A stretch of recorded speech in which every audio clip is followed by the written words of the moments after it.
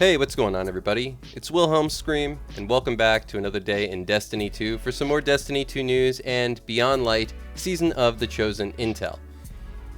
And in this video, I'm going to be taking you through the Proving Ground strike, which happens to be the Nightfall Ordeal once again this week. Sort of unfortunate because this happens to be one of, if not the most difficult strike currently in the Nightfall rotation.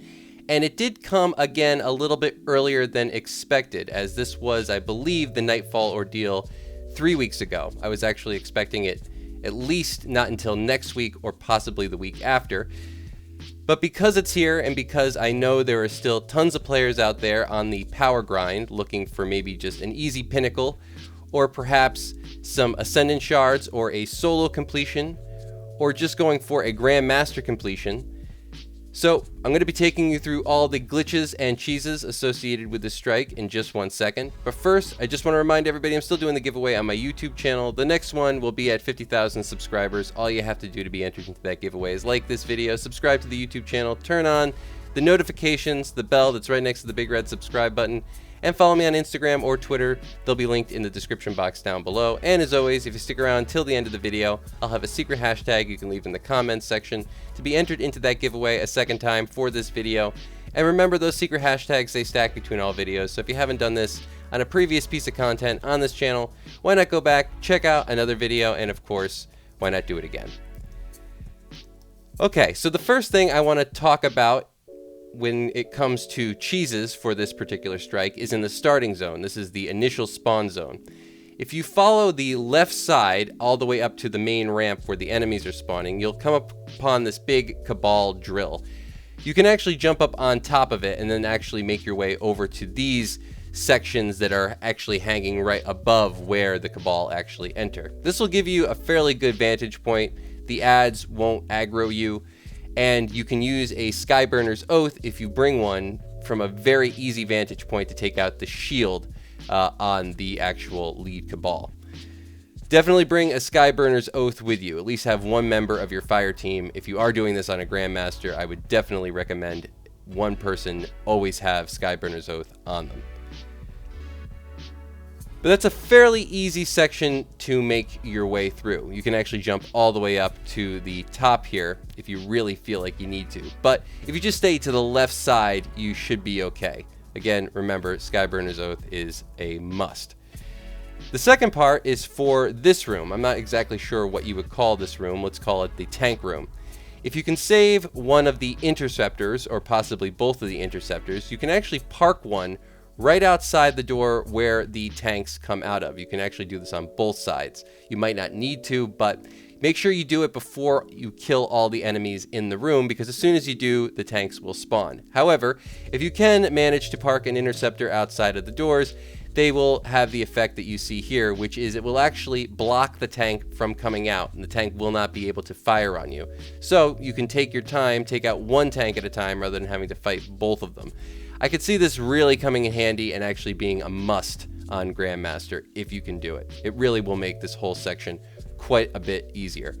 If you can manage to do it on both sides, then you can actually take out the ads first before you even have to fight the tanks. It might be a way of doing this while actually taking out all the champions that will be in this section eventually, before actually having to fight each of the Goliath tanks.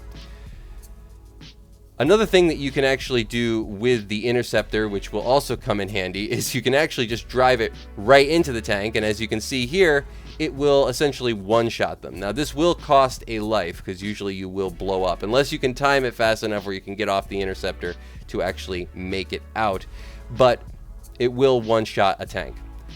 Now for the next major glitch, that won't come until you get to this room. Now you'll actually have to take out all the ads and do the node in the actual, I think it's the battery. You'll actually have to deposit the battery before you can actually do this glitch. But once you've deposited the battery, have one or two people do this, depending on whatever power you're on. If you're doing this at Grandmaster, I would only suggest one person doing this. But you can make your way out of the map through the gears that are grinding on the right side of the room after you've deposited the battery.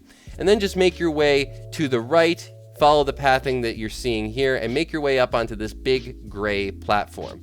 this is actually almost all the way there. You've actually completed a majority of this glitch. But then just follow it around those 2 pillars that you see to the right. I say to the right because if you go to the left, though you can make it all the way across, you will eventually run into an invisible wall, and you'll have to eventually jump over those 2 pipes that you see on my left side of the screen right now. But if you go to the right, you can just safely navigate around and make your way to this sort of little floating platform that you see on my right, and then jump onto one of these pieces of scaffolding. You can then make your way up the scaffolding. It's fairly simple, and onto this platform on the top left. Once you're on the top left, you can then jump onto these sort of pillars, I guess you would call it, or rest of the scaffolding. It may not look like there's anything below it. I know it gets kind of dark, but there is a solid piece of ground if you just keep in the middle of these 2 pieces of scaffolding. Go all the way to the end.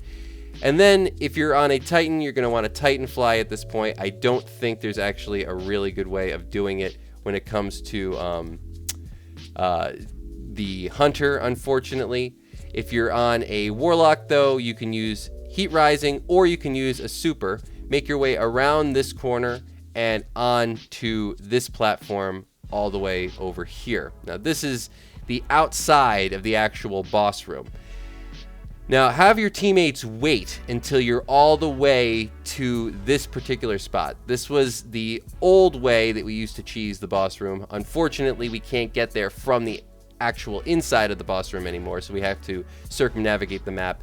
But once we get to this spot, you can actually have your other 2 teammates or other teammate progress through to the boss room as normal, and you will not get a joining allies. If you have them go too far before you've gotten to this point, you will get a joining allies and you will be teleported into the map, and this whole thing will be moot.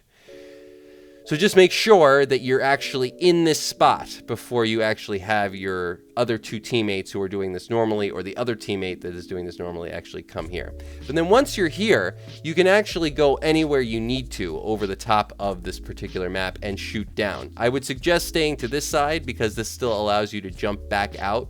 You can do that just by the same way I came in. But that will keep you fairly sheltered. If you do start to get shot up there, if you do take some aggro, just jump back out that same way you came in through those little vents. You can also go over to this side, and this actually makes it a lot easier because you get a much bigger vantage point, and it actually becomes a little easier to jump back outside of the map. But as you can see, you can run anywhere you want to in this particular space. So not as good as the old method that was unfortunately patched, where you could just jump up onto this side from inside the boss room. That was very convenient. Unfortunately, that's been patched. You can't get all the way outside like you used to be able to, though you still can get up on top of these 2 lights, or the banners that are sort of hanging down there. That's okay. You can actually get up there, and if you don't fire, you won't take a lot of aggro, so you can survive up there if you need to. But that's going to be it for all the information in today's video. Hopefully this helps you guys out if you're going for a Grandmaster run on the Proving Grounds. It's not an essential one, unless I think you're going for that seal. I think you have to complete all the Grandmasters. But if you're just trying to farm a Grandmaster, maybe wait until next week to go for some Ascendant Shards. But if it is a challenge that you're looking for, or maybe if you're just looking to do some out-of-map glitching and make your farming for Ascendant Shards because you just can't wait a little bit easier, or you are going for that Grandmaster, then this is a good and fairly viable option still. It doesn't take you that long to get there, too, if you see. You just bring a fairly capable Warlock and Heat Rising with a Super, and you should be fine. So thank you all so much for watching. As always, I am Wilhelm Scream. For the secret hashtag, you can leave in the comment section of today's video. Leave a hashtag Proving Grounds, or a hashtag Season of the Chosen, or a hashtag Beyond Light. Thanks so much for watching, and of course, we will see you again in the next video. Later!